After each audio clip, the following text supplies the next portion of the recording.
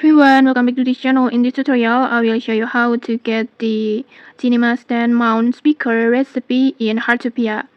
So in this spring season, Hearttopia has a special event that called Twilight Cinematic, and in this event, there's a battle pass like this that you can get the many rewards like this.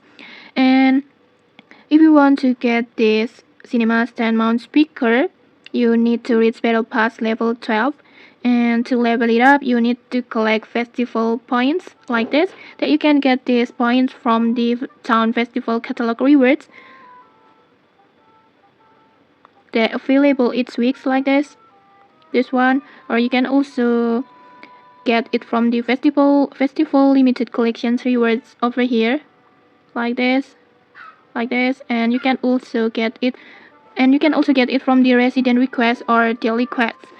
So make sure to keep doing the tasks at this event and then just claim all the rewards points until you reach level